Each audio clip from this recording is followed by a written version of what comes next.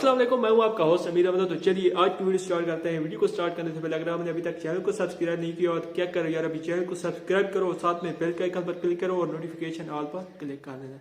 बस इतना सा करना है आपने। तो चलिए आज की वीडियो शुरू करते हैं। तो आज की वीडियो में हम बात करेंगे, जब मैं वहाँ से लाहौर से निकला था, मैंने बाकी भी कुछ उस बारे में वीडियोस बनाई हैं, वो भी आप चेक कर सकते हैं। डिस्क्रिप्शन में भी लिंक दिया होगा और चैनल पर भी वैसे ही मौजूद है, वहाँ जाकर भी आप देख सकते हैं। तो मैं बात करूंगा कि जब वहाँ से मैं निकला था रात को, जिस दिन, उस वक्त तकरीबन टाइम था 6:50 हो गए, 45 मिनट हो गए, इतना टाइम था जब मैं वहाँ से निकला। जहाँ मेरी रहायश थी वहाँ से मैं निकला अल जलील गार्डन से 6:50 पर मैं वहाँ से निकला। तो रास्ते में एक एक्सीडेंट भी हुआ और बाकी जो मसले मसाइल हुए सब डिटेल में इसी वीडियो में बताऊंगा। कोई भी पार्ट आपने वीडियो का मिस नहीं करना। अगर आप जानना चाहते हैं कि रास्ते में क्या कुछ हुआ, 9 घंटे में मैं पहुंचा यहाँ पर। वैसे जाने में 4 घंटे लगे थे और 9 घंटे क्यों लगे, क्या ऐसी वजह थी, क्या हुआ रास्ते में, तो चलिए वीडियो देख। जलील गार्डन से वहाँ से मैं निकला, बाहर आकर खड़ा हो गया मेन गेट के सामने। वहाँ पर भी कुछ टाइम मुझे लग गया, मुझे समझ नहीं आ रही थी रास्ते की, कि पहले भी बताया पहली दफ़ा मैं गया था वहाँ पर, तो इस वजह से मुझे रास्ते का भी पता नहीं था। जब मैंने पहले मैंने ट्राई किया, सीधा मैंने जेब से ऐसे मोबाइल निकाला और गूगल मैप खोलिया और वहाँ पर सर्च किया कि न्याजी एक्सप्रेस, तो वहाँ पर शो हो गया तकरीबन 10 से 12 किलोमीटर का शो हो रहा था। तो मैंने सोचा हाँ भाई ये तो करीब है, आसानी से पहुँच जाऊँगा। तो थोड़ी देर वहाँ पर मैंने देखा कोई रिक्शा वगैरह आता है, पता कर लेता हूँ, फिर भी तो कोई रिक्शा वगैरह नहीं आया और गाड़ियाँ चल रही थी लेकिन रिक्शा कोई नहीं मिला वहाँ पर। तो वहाँ साथ में एक खोखा था, खोखा करियाना की शॉप थी, मतलब कि सिगरेट वगैरह ना कुछ इस तरह की चीज़ें होती हैं। तो उससे जाकर मैंने पूछा कि यार न्याजी एक्सप्रेस वालों का अड्डा कहाँ पर है। तो उस वक्त जब उसने बताया ना कि 3-4 स्टॉप आपको तब्दील करने पड़ेंगे, रिक्शे पे जाना पड़ेगा, पहले एक स्टॉप पर, फिर दूसरे स्टॉप पर, फिर उससे अगले स्टॉप पर जाना पड़ेगा, रिक्शे पे जाना पड़ेगा। तो फिर मैंने उससे कहा कि यार ये तो 12 किलोमीटर है, मैप तो ये बताया। तो उसने फिर मुझे बताया कि असल वाली बात ये है कि जो मैप पर दिख रहा है आपको, ये चीज़ आपने नहीं देखनी, मैप पे आपने बिल्कुल नहीं देखना। मोबाइल को जेब में डाल दें, मैप पे जो शो हो रहा है मोटरवे वाली साइड से शो हो रहा है। तो जाहिर है मुझे पता तो चल गया था कि मोटरवे वाली साइड से तो हम जा नहीं सकते, वहाँ तो मोटरवे वाली साइड से जाते हैं। तो वहाँ पर मैं खड़ा हो गया रोड पर, कुछ टाइम मैंने वेट किया और बड़ी मुश्किल से एक रिक्शा मिला और उससे मैंने कहा कि जो स्टॉप का नाम बताया था, फुल्ला वाली कोई जगह थी इस तरह से, वहाँ उस स्टॉप पर जाकर मुझे उसने छोड़ दिया। उससे आगे मैंने पता किया, फिर उसने एक और स्टॉप बताया, वहाँ पर मैं गया तो वहाँ पर एक रिक्शे वाला मिला, उसने मुझे बैठा दिया। कुछ टाइम उसने लिया बाकी सवारियाँ बिठाते हुए, तो उसने भी सवारी मुकम्मल करके फिर वहाँ से भी चल दिया। तो उससे आगे मैं गया, फिर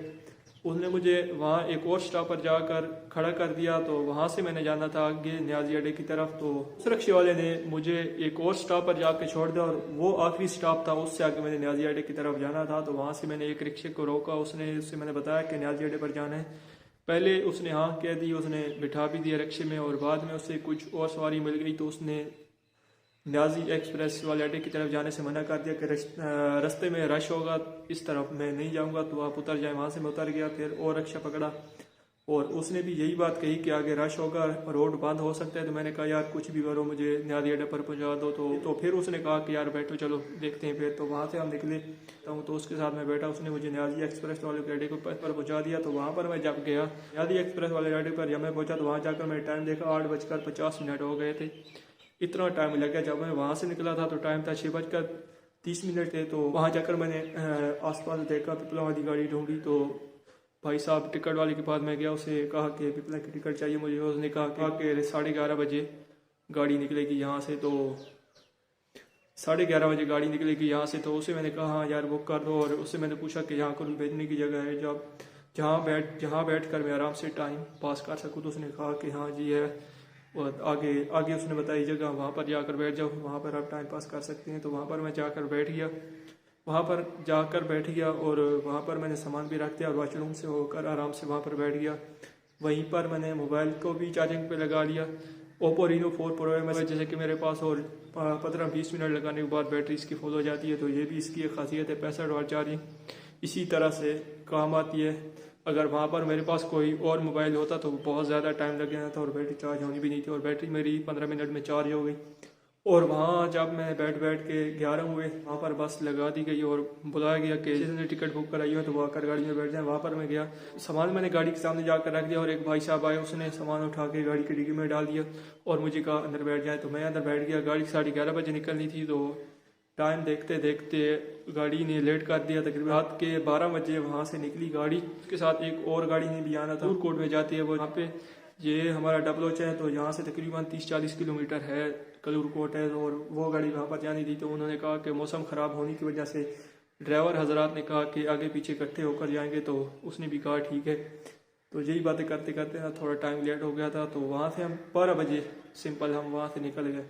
वहाँ से हम निकल गए तो ड्राइवर आराम आराम से चला रहा था, क्योंकि मौसम ख़राब था, बहुत ज़्यादा धुंध थी, तो आराम आराम से वो चल रहा था। और पीछे वाला ड्राइवर मतलब उसे चलाने में ना थोड़ी दिक्कत हो रही थी। आगे जो हमारा ड्राइवर था वो ड्राइवर अच्छा था, वो आराम से चला पा रहा था, ड्राइवर अच्छा था। तो पीछे वाला जो ड्राइवर था, तो हमारे ड्राइवर को भी उसको डर था कि वो गाड़ी कहीं ठोक ना दे। जैसे भी हम रास्ते में चलते गए वो पीछे रह जाता था, तो वो गाड़ी रोक लेता था, उसका पता करता रहा सारे रास्ते में।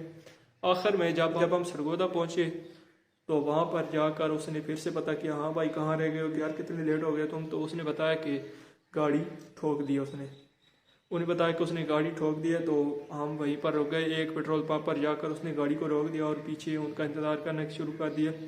गाड़ी को आगे ले आए, हमारे ड्राइवर ने जाकर देखा जो हालात थे। तो वहाँ उस गाड़ी के पैसेंजर जो थे उनको अपनी बस में बैठा लिया। इधर कलूरकोट साथ ही पड़ता है ना, तो इस वजह से उसने अपनी बस में बैठा लिया हमारे साथ, और उस गाड़ी को मेरे ख्याल से पीछे ही भेज दिया होगा, क्योंकि गाड़ी का काम वगैरह तो करवाना पड़ेगा। गाड़ी उसने ठोकी ट्रैक्टर ट्राली में, तो बाकी सब बचत होगी। गाड़ी ज़्यादा नुकसान तो नहीं हुआ, सवारी वगैरह बच गई। गाड़ी का नुकसान तो लाजिम है होना था। उसने गाड़ी ठोकी थी ट्रैक्टर ट्राली में, अंधेरे में उसे नज़र नहीं आया, उसने गाड़ी ठोक दी। तो गाड़ी तो उसने ठोक दी, अब गाड़ी का काम वगैरह तो करवाना पड़ता। फिर इधर पिपला तो नहीं आ सकते थे, वहीं सरगोदा से वो वापस चले गए, जो सवारियाँ थी हमारे साथ बिठा दी। फिर आराम से चलता आया, अल्हम्दुलिल्लाह अरनौली मोड़ पर पहुंच गए। अरनौली मोड़ पर पहुंचे तो जो सवारियाँ पीछे वाली बस से उतरी थी, तो उन्होंने वहाँ पर उतार दिया, और बाकी के जो पैसे बनते थे उनका किराया उन्हें ज़्यादा दिया हुआ था, क्योंकि उन्होंने कलूरकोट जाना था। तो इस वजह से उनका जो बाकी किराया बनता था सबको किराया वापस कर दिया गया। जो जितना बनता था हरनौली मोड़ का उन्होंने वो जमा कर दिया और बाकी काट के वापस कर दिया।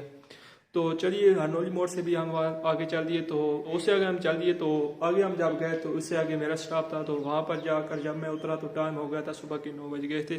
टाइम ठीक था सुबह। मैंने कहा, मुझे भी पहले डर था, जब मैं रात को गाड़ी ढूंढ रहा था तो मैंने कहा कहीं ये ज़्यादा टाइम से ना पहुँचा दे, और रात को मुझे उठाने वाला भी कोई नहीं होगा। 14-15 किलोमीटर तो होगा वहाँ हाफिज़ वाला जहाँ स्टॉप पे मैं उतरा था, उससे आगे फिर मसला हो जाना था, मेरे लिए टाइम गुजारना। तो मेरे लिए तो अच्छा हो गया कि 9 बजे मैं वहाँ पर उतर गया, और वहाँ स्टॉप पर जाकर मैं खड़ा हो गया। तो वहाँ से मुझे एक बंदा मिल गया जिसने हमारे शहर की तरफ भी आना था। उसने मुझे पहचान लिया, तो उसने कहा भाई आना है। हाँ, मैंने कहा भाई आना है। मैंने सामान उठाया और उसके साथ में बैठ गया मोटरसाइकिल पर, उसने मुझे घर पहुँचा दिया। ये थी जी सारी कहानी कि वहाँ से मैं कैसे वापस आया और क्या कुछ हुआ। तो इस वीडियो में बस इतना ही, मिलते हैं किसी और दिन किसी और वीडियो में। अल्लाह हाफिज़।